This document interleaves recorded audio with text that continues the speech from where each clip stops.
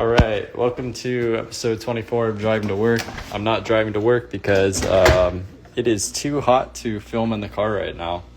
So today I'm going to be joined by a special guest.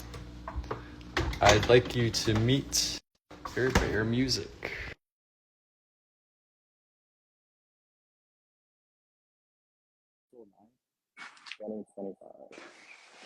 Hola, Mortising. How you doing?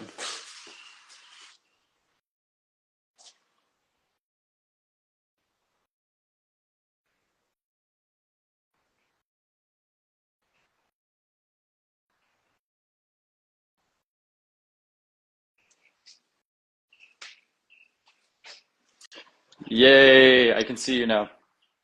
Mic check, 1, 2, 3. Are we We're back? back. We're back, baby. We're back. Okay. Hell yeah. Dude, yeah, sorry about that. My phone was like shut down like mid call.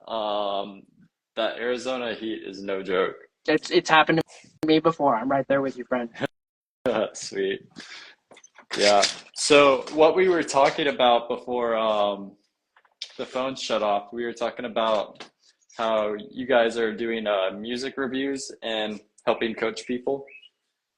Yep. I mean, so I would say the two are not necessarily one and the same, right? The music reviews portion is pretty low investment. Like people Mhm. pop in and out. Sometimes they're there to get a song played out, and that's it. You know, like we get a handful of. Sometimes it's not even the artists that's submitting the song so much it is their managers trying to get feedback on behalf of the artist and like push the name out. But on the Yeah. flip side, it's like with the artists who have potential, we sign some of those people to the label. There's opportunities for them to grow if their music is the right genre fit. And for people who are making quality music in the genre that doesn't quite fit the label, Yeah. like we try and give them expectations of like budget and plan and strategy for what they need to do next. Is like the mentorship, it probably depends on how relevant the music is and like how closely involved you are. Yeah. But How would you say you got like involved in all that? Like what kind of led to you getting into that?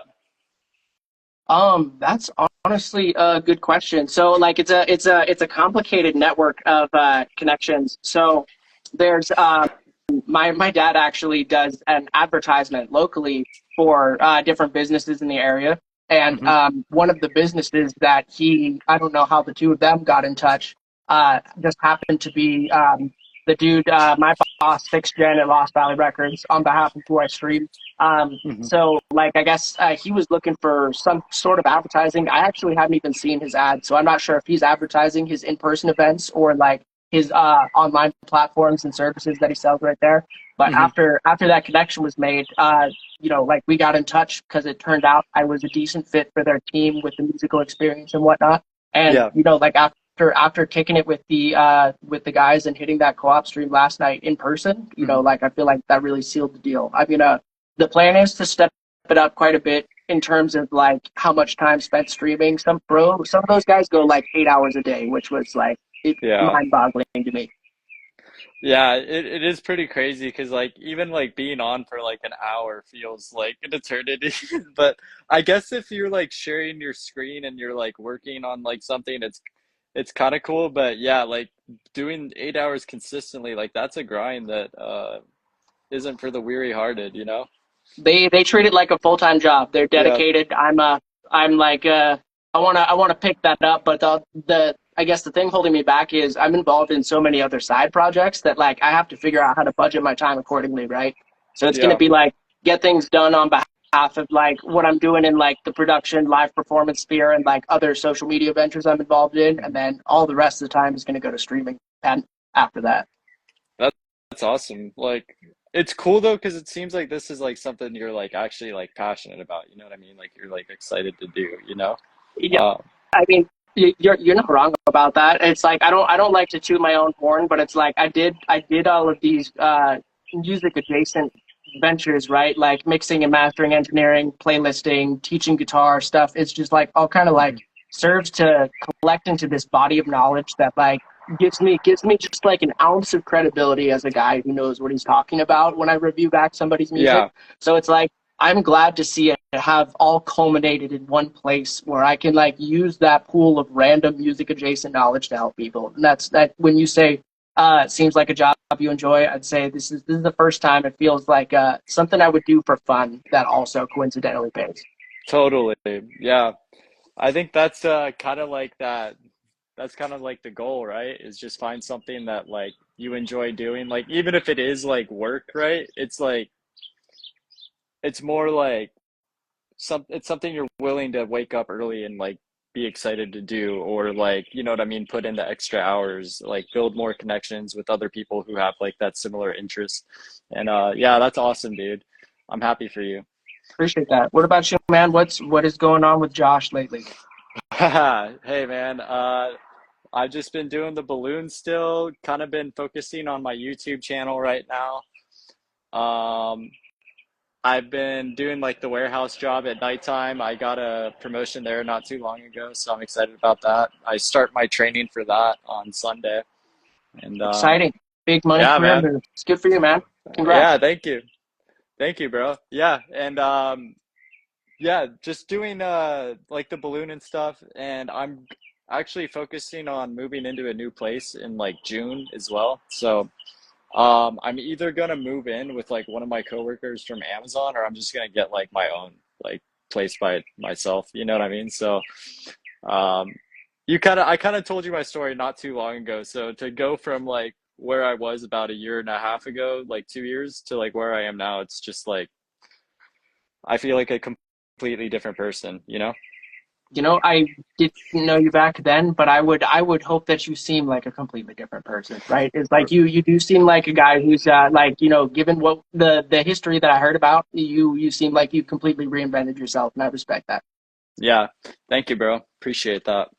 And yeah, you know, I think last time we talked, we had like kind of like a good conversation about like how we view, I guess, like spirituality. Like you seem like a very like spiritual person, or at least like in tune with I guess yourself, you know what I mean? And how you process things. And I wanted to kind of talk about like how things have been going on Threads for you, and like building like relationships there. How is that translated to like helping you like with what you're doing now currently with like your podcast and stuff like that? So what I got from you just now sounds like two completely different topics. Which do you want me to start in on first? Let's go with the Threads one first. Okay, so the thread situation is a can of worms right now, man. I don't like to be a complainer and a moaner, right? But like I've Yeah, been having this situation that I've kind of like made memes and joked about recently about like how my For You page hasn't loaded on threads in literally weeks. Like yeah, we're going on a month plus, and like I've been going back and forth with support on it for probably about 2 weeks straight, yeah. and everything seems to indicate like a shadow ban placed on the account, which blows my mind because like I'm not here to like misrepresent, bro. I pay for the blue check, Yeah, like I'll own it, and for the sure. reason I do it is because it's an insurance policy, right? Like you remember the early days of Threads when people were getting their accounts yoinked left and right. I was Dude, like, yeah, this I'm invested into this. I don't want that to happen to me. So it's like, like I went ahead and like paid for the extra support, right? yeah, And so to be paying for that support and still have a shadow ban put in place, to me, I didn't think it was possible. And so I'm less than satisfied with the state of the customer service. I know this is a crazy tangent right now, but the reason I'm going into it yeah, is because I am actually practicing a little bit of what you talked about last time we spoke with the social media detox. It's like I was going full tilt on yeah, Threads. It probably wasn't great for my mental health, and after the performance of the app started to suffer with the issues I was having, it occurred to me that like through extensive research and lack of other options, that like in order to get the account and my mental health back, I might just have to take like a good long break from it. hey man, honestly, that might be a good thing to do. I still haven't logged back onto Threads like since I like deactivated it, to be honest. I don't know when I'm gonna be back, to be real with you.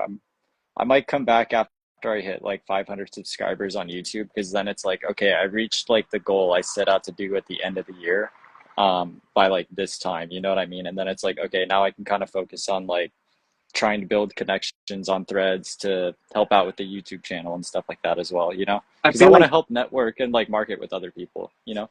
you and I seem like we're in a very similar position in that regard, right? Like both call it ex-threaders temporarily, because both of us kind of taking a step back from it and focusing on the video platform. And I would absolutely be like the connections I've made on Threads are invaluable. I met so many cool people. It's like so many good friends and like connections that like traverse different platforms, right? It's like Hmm. there became an overlap between like people I knew and interacted with on Threads that I would go hang out with at events and like perform with in Yeah, person. So which is funny that's because awesome.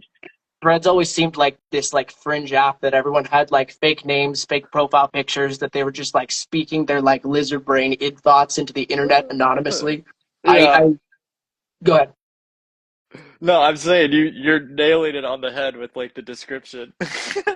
So I feel like to like own it like, and like have to like confront someone face to face who sees my activity there and be like, oh, we're working on the same like staff team together tonight. Like they've actually low key so I'm on the staff with Black Void, and Yeah. they throw events in my area. It's like underground pop up BYOB raves and parties and stuff. Yeah. And some of my like superiors on the staff team were like roasting me for my threads, and I was just like, it is what it is. Like I'm sure I've done like more than a little bit of like career and reputation damage just from like speaking so unfiltered there. Oh, for sure, dude. Yeah, I definitely am glad that none of my threads are like visible right now. 'Cause dude, when I'm like spiraling, sometimes like if I don't have like it isn't healthy, right? I'm aware of like the way I react to things sometimes. Rather than just like sitting with my feelings, I'm just like, okay, I gotta type all this out and I'll just delete it later if I regret it. You know what I mean? But it's like even like after deleting it, it's like people will remember that crap. Yep. If the crash out is epic enough, you made an impression, even if you wiped away the evidence afterwards. There's screenshots to be like, haha, remember when this guy said this? Yeah, Yeah, no, no, for sure. I have 100% been there. I have had some incredible crash outs on threads that I am less than proud of. Uh, you and me both, brother. Yeah. But I do get being upset about the paying for the verification and like not even really getting help from support because it's like all automated. You know what I mean? Like, what's the point of paying $15 a month for like you think they'd be able to hire people to like actually look at like what's happening to your profile and give you like a real answer, you know, not have it all be AI and automated.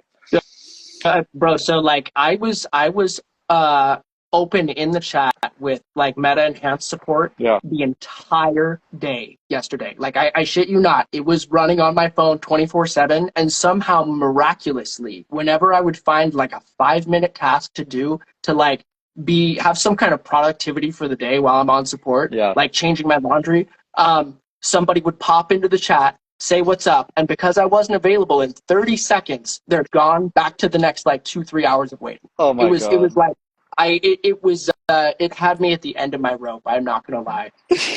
Yeah, I'd be pissed. It's, So I well, mean, like the thing is too is like there's this running gag, right, where like people talk about being shadow banned, and they're like, "You're not shadow banned, bro. You're just not funny." And yeah, like I feel like the first impulse, right, when somebody who's used to performing well suddenly falls off, so to speak, is to yeah, like blame the audience, blame the platform. Like it yeah, couldn't possibly be them, right?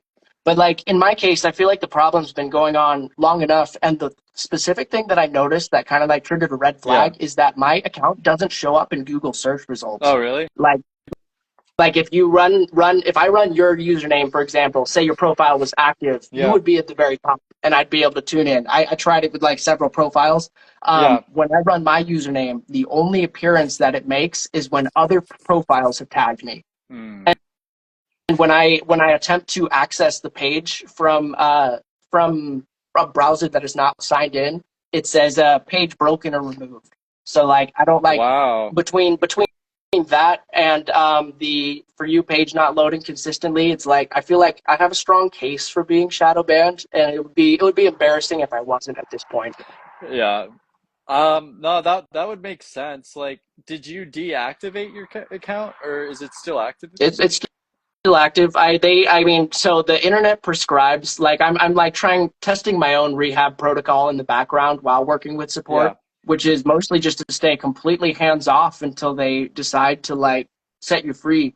And yeah. so I am the profile is up with my like my hey, I'm taking a break message. Hope to see y'all when I get back. But I'm not touching the thing out of concern for resetting whatever timers may be in place.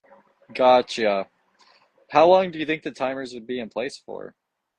See, I don't know. That's the interesting part, right? Is like there's not exactly a lot of published research on it, right? So like, man, I must sound so crazy for reading into threads and shadow banning this hard. I think Yeah. but allegedly, right? Like they put a shadow ban on, and it lasts 2 or 3 days if you just learn to like shut your yap and accept the timeout. But I Yeah. think because I talked through it and was unaware that there was an issue in place, I don't know if that timer just consistently resets to the next like Three. 72, 48 hour mark, or if I'm Yeah. getting like punitive additional days, weeks attached on the end of it, because allegedly it can get bad enough where you get like indefinitely shadow banned and then you have to go through support. Yeah. So I'm kind of like treating it with both options simultaneously at the moment. That makes sense. Yeah. Well, I hope you get it figured out. I it sucks to like because I know you're monetized now, right? So it sucks to like think that you're able to like get this reach that you're used to getting, and then all of a sudden like now your stuff's not getting as visible and it's not being pushed as much, and it's like I wonder if like monetization had anything to do with that as well. Like they're trying to limit the amount of views that like monetized accounts are starting to get now to avoid having to like pay them as much. That would But be a I don't know. grand conspiracy if that were the case. Imagine monetizing people just to throttle their interactions so you didn't have to pay them. Wild behavior. Right? I mean, it doesn't seem illogical though, you know what I mean? But yeah, who No, I knows? mean, like I certainly hope it's not that way, right? It's like the optimist in me wants to think it's just very inconvenient timing. It could also be like a higher standard for monetized users that I am Yeah. not meeting in terms of like the nature of the content that I post typically. Yeah, just like not National Geographic style photography with like motivational quotes and Maybe stuff. I'll Yeah, no, switch. Who knows? yeah. There we go. But yeah, no, that's cool. Okay, so that was one of my questions was about threads, and then I wanted to ask you about like your podcast. So how often do you do like your podcast? Um, So I typically try and record an episode a week. We actually are backlogged a little bit in the sense that like over the last couple weeks, I ended up hitting like two or three in weeks back to back. So we've got a couple episodes, or a couple. We've got like 4 or 5 slated for release, and so I technically have time off. But it's like I don't see any reason to take it necessarily because I like talking to people who are smarter than me and Yeah. tell me their trade secrets and stuff. Like I just talked to I don't want to spill any beans on episodes that haven't aired yet, Okay. but I'm very excited for the guests that we have coming up, and I think it serves as like a good bond strengthening tool specifically, right? Because it's like I get the chance to like learn from these people, right? Like hopefully they get to experience a little bit of a push and a chance to share. Like maybe like when I interview people, I try and go as deep as is comfortable for the session, right? And Yeah. so like I feel like a lot of these artists that I've talked to maybe haven't gotten the chance to share their story in that level of detail before. And if that's something they're interested in, I would highly recommend reaching out so I can extract all the dirty details. Awesome. Yeah. And where would people be able to reach you at? Like if they wanted to like look this up or get into contact with you, how would they be able to do that?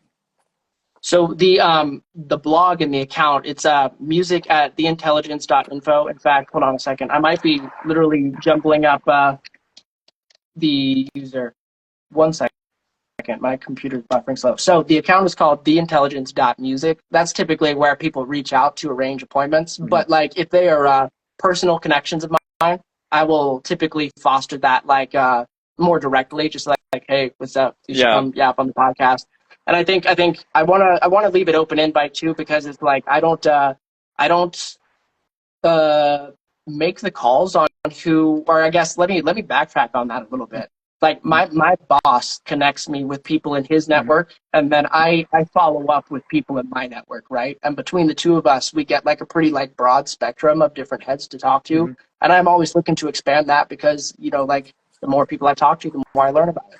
Yeah, definitely. No, that's cool. And are you guys gonna stick to mainly just like music as guests too, or are you gonna also, I guess, go to like people who do like stuff like for like staging and stuff like that. Like I feel like that would be kind of cool too to like talk to like someone like on like the production team and like what it takes to like set up an event or things like that. I don't know. Maybe I'm just like spitballing like random ideas, but I feel like a lot of people don't see like what happens like in the music scene, like what goes on behind the scenes, like 4 hours before like the show even starts and like what it takes to get like that ready. Like I don't know why I'm talking You and blabbering. you took Yeah. the words right out of my mouth. Because listen, it's like there is no um like base level of like being an artist requisite for like making an appearance. So like I talked to record label A&R reps who, don't even necessarily do a lick of production. They just do all admin stuff behind the scenes.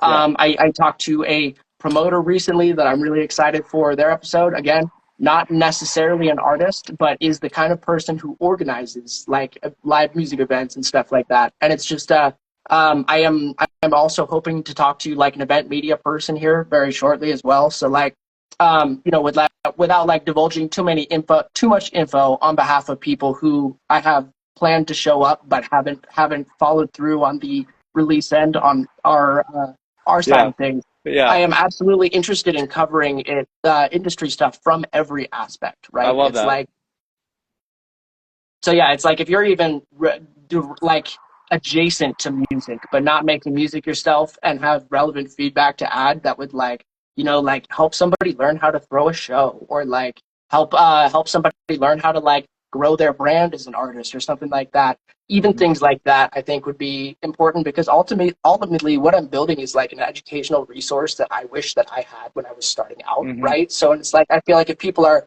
willing to listen past the personal details of artists sharing stories that may be specific to them. It's really all about like trying to find out as much as we can for like new artists starting out how to do things right. Yeah.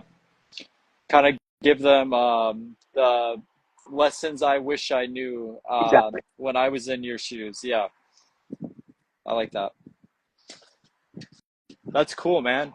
And so, is there anything else like I know you say you wear like many hats and stuff like that. So, is there anything else that's been kind of like going on in your life that's been like a focus point of your attention besides like all that?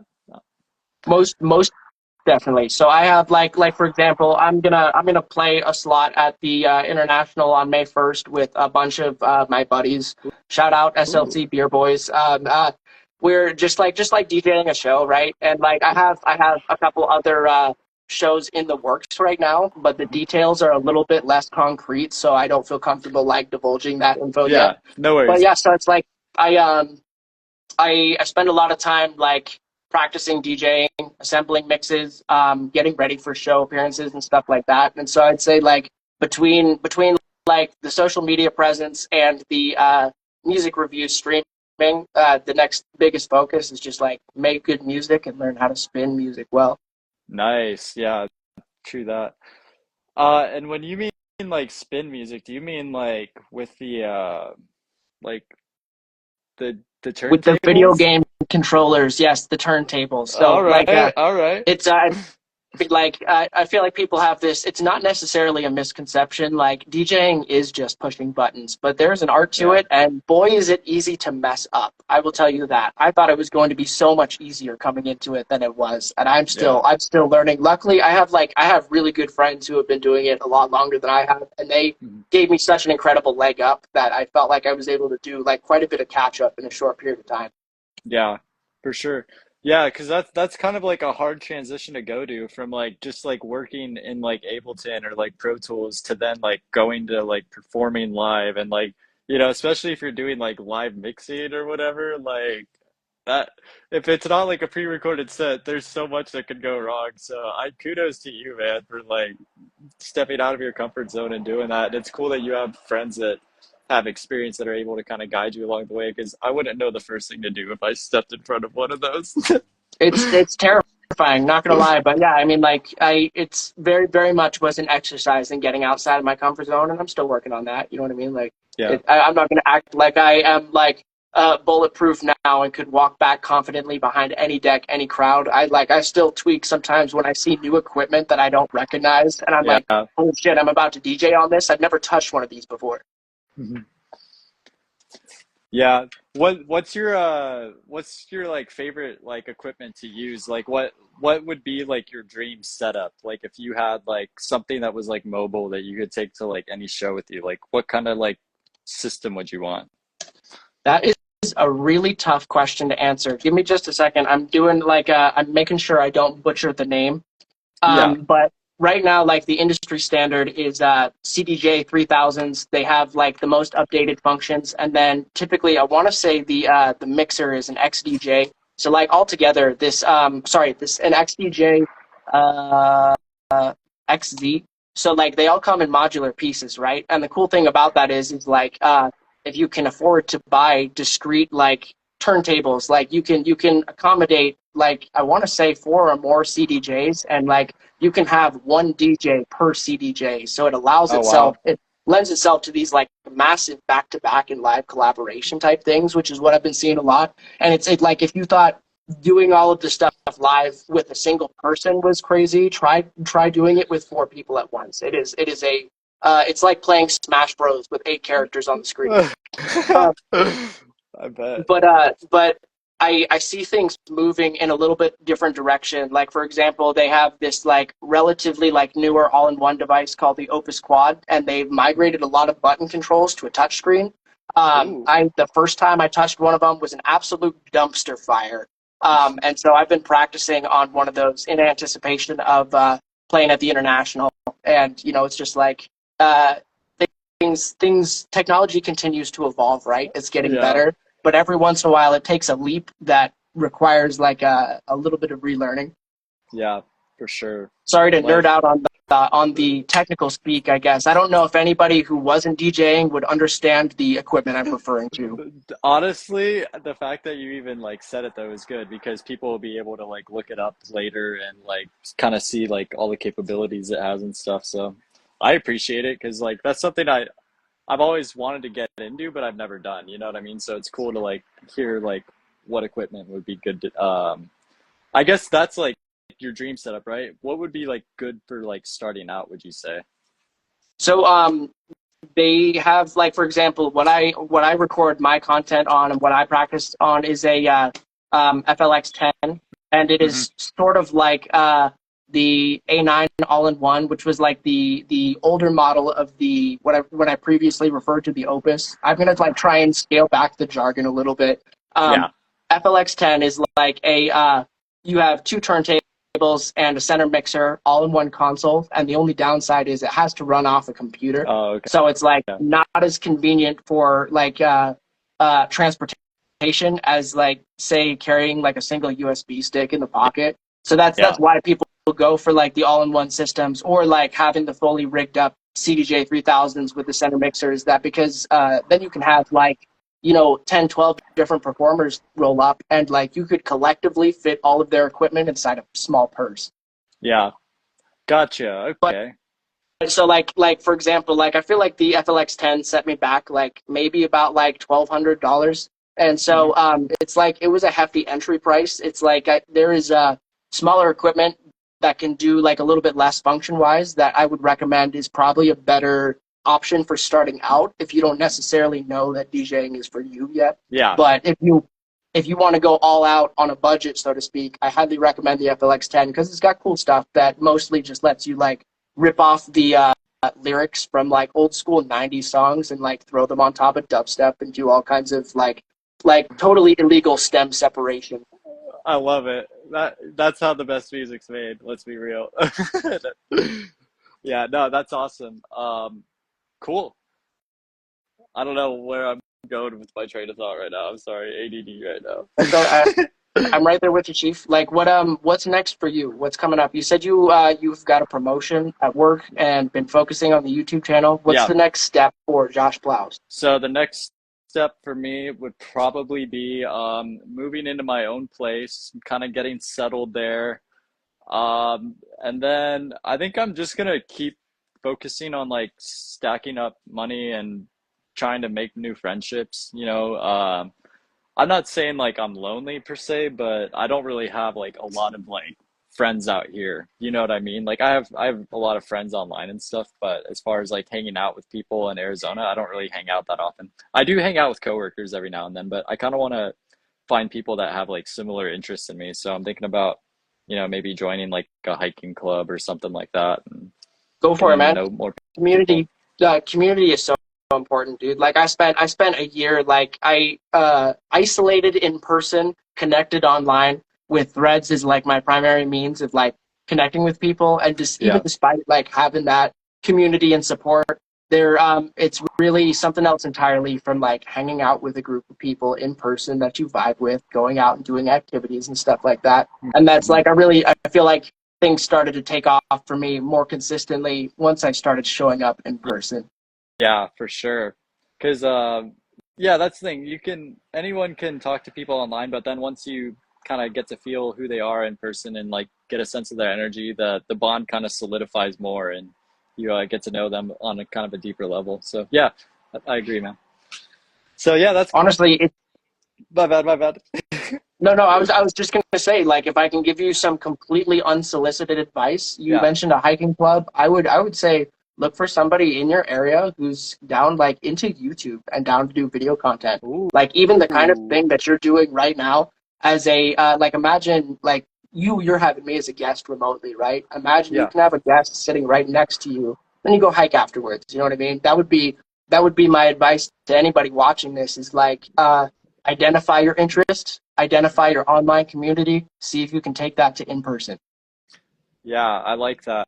I like what you're saying too with like finding someone else who like does YouTube and like maybe finding like a setup where like we can do like a sit down interview because like maybe I can record our hike with like the meta glasses and like little snippets of like our conversation and then add that to like the end of like whatever video like we record together.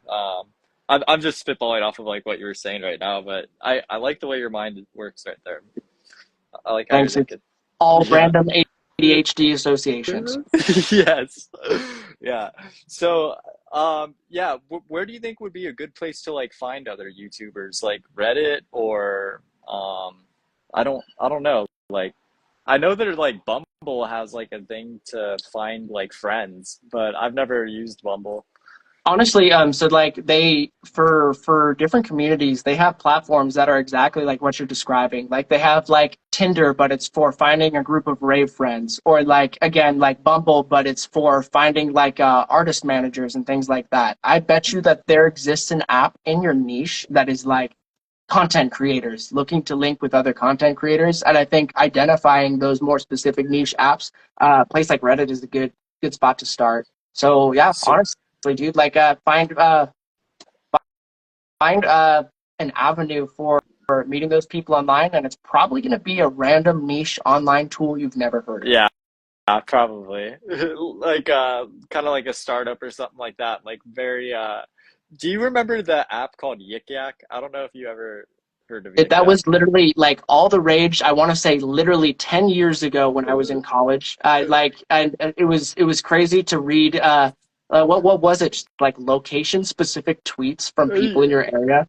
I don't. Yeah, and you wouldn't know who they are. It's all like anonymous. Yeah, my area's Yik Yak was so disappointing. But like I would see screen caps of like more captivating cities Yik Yaks, and I was like, I want to live there. Right? That's where the party's at. For sure. Well, hey man, I think today has been a great episode so far. It's getting close to 1 o'clock. I'm probably gonna eat lunch soon, but I appreciate you coming on today and talking about everything you're doing right now, and thank you for asking about my life as well. is there anything you'd want to shout out before closing out the episode? You know, how people can support you or get in contact with you to, you know, uh, help you out. Sure. Well, so first off, I appreciate you having me on. It was I'll always enjoy talking to you face to face. This is where I thrive, is like one-on-one conversations. Yeah. Honestly, if people wanted to get involved with what I'm doing right now, the best thing I could recommend is, like, if you are making music, submit it to my online show. I post on my stories when I'm going live, so you can catch me live in the chat and send music my way. I'll critique it. You know, like, be open to the idea of being critiqued if you show up, is what I'll say. It's like, I never try to be unnecessarily rude, but it's like, there's also, like, you know, we periodically get objectively bad music too. Yeah. Like, consider what you're sending before you send it over. Yeah. But yeah, that's like, I would love to hear submissions from artists, especially the artist community that I know. But I know that my schedule doesn't necessarily work for everyone. So, like, no harm, no foul if you can't make it. Yeah. Sweet. Awesome. Well, this has been episode 20, I want to say 24 of Driving to Work, where I was not in my car at all. So I love it. It was way too hot. So, yes, this was Air Bear Music. Check him out. I'm going to tag you. You have a YouTube channel, right? That I do. I'll tag you on YouTube as well once I discard this video. Or I'm not going to discard it. Once I save this video and upload it to YouTube. Beauty. It was a pleasure, Josh. I'll let you go now. Take it easy. All right. All right. Sounds good, Aaron. Later, bro. Peace.